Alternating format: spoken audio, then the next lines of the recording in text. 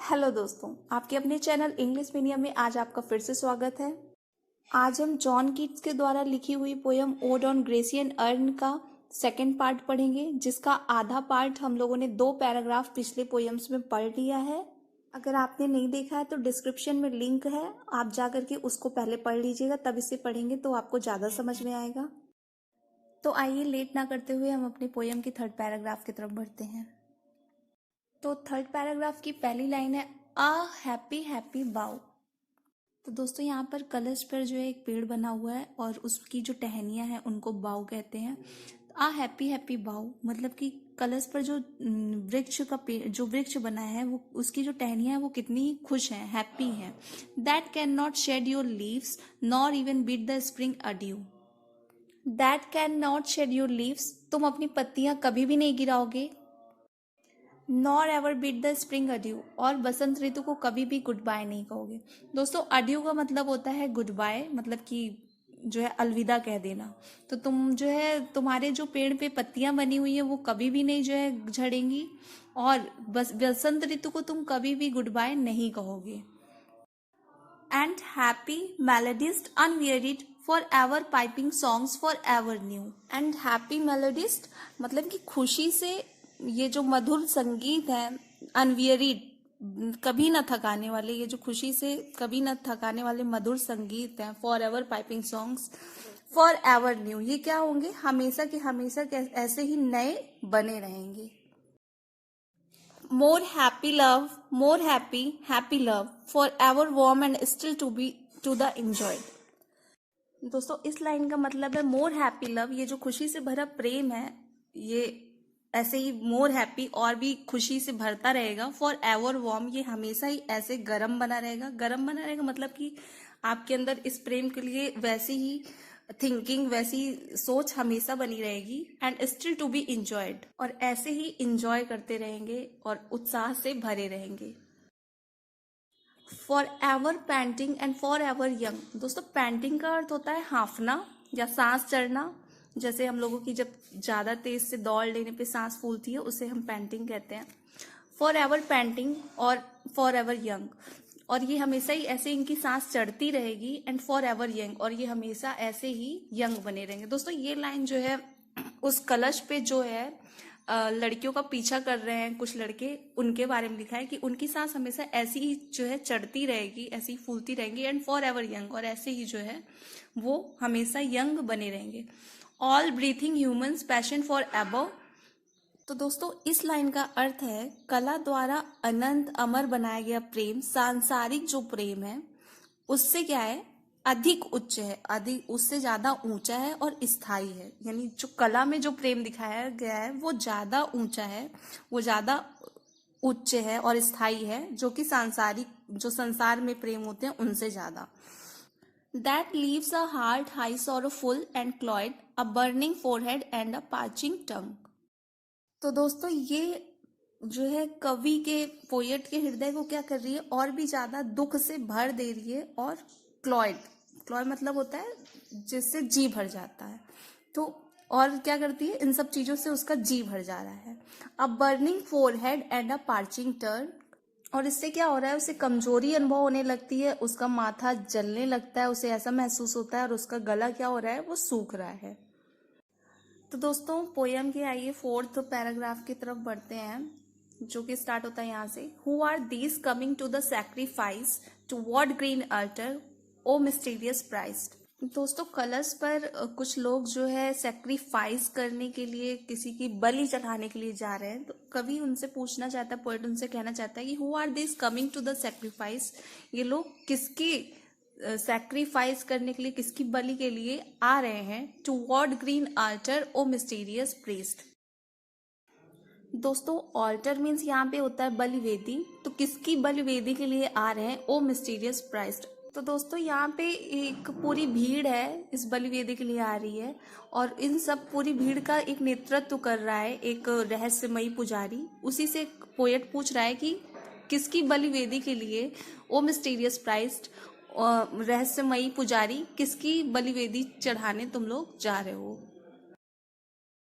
Leadest thou that heifer lowing at the skies, देखो hyper का मतलब यहाँ पे क्या होता है, गाय का युवा बछड़ा। जो पुजारी है वो इसी गाय के बछड़े को जो है उस बलि वेदी पे ला रहा है, उस ग्रीन ऑल्टर पे ला रहा है, लोइंग एट द स्काई, जो कि क्या कर रहा है, आसमान की तरफ देख रहा है।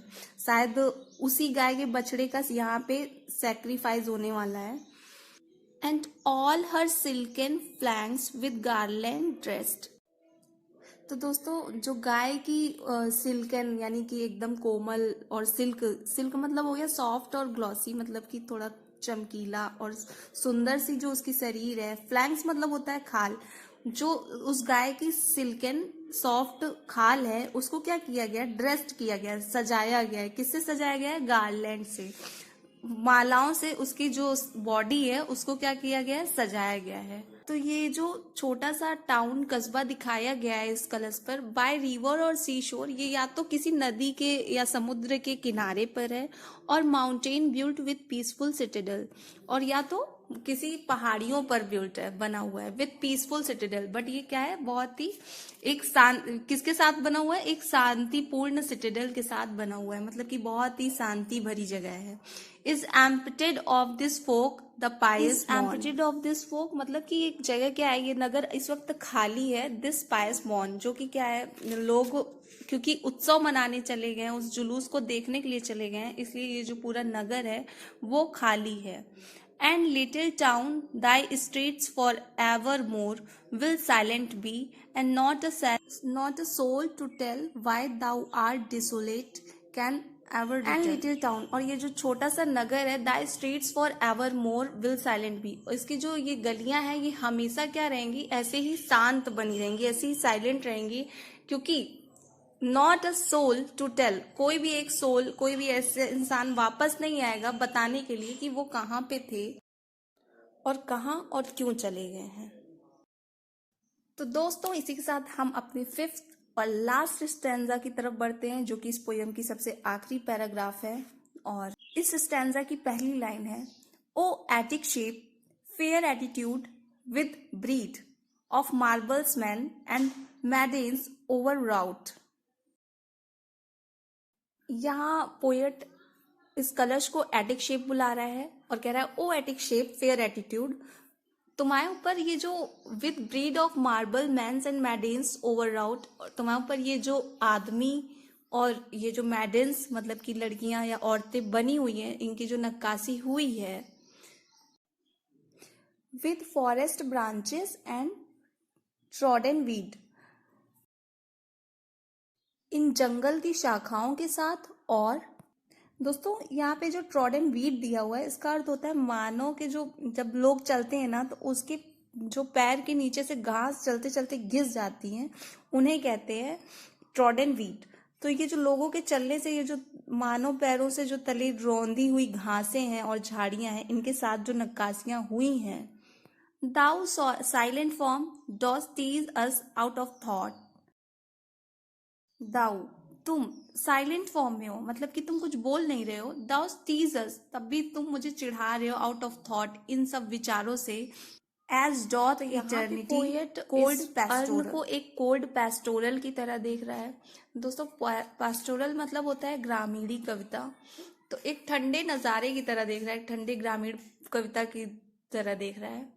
When old age shall this generation waste, poet ये बताने की कोशिश कर रहे हैं कि जब ये जो जनरेशन है, मतलब जिस जनरेशन में ये पोएट है, ये जनरेशन जब ओल्ड हो जाएगी, दाउ शैल्ट रिमेन, तुम जो है ऐसे ही रहोगे, सेम इसी तरह एज इट इज रहोगे। हम बूढ़े हो जाएंगे लेकिन तुम जो है इसी तरह रहोगे।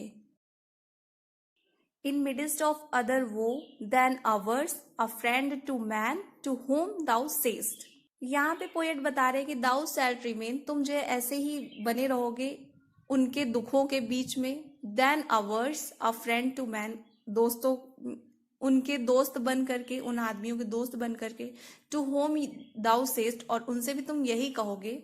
जैसे कि यहाँ पे 2 लाइन लास्ट की है और इन 2 लाइन को सुनिएगा। Beauty is truth, is truth, truth beauty, that is all ye know on earth and all ye need to no.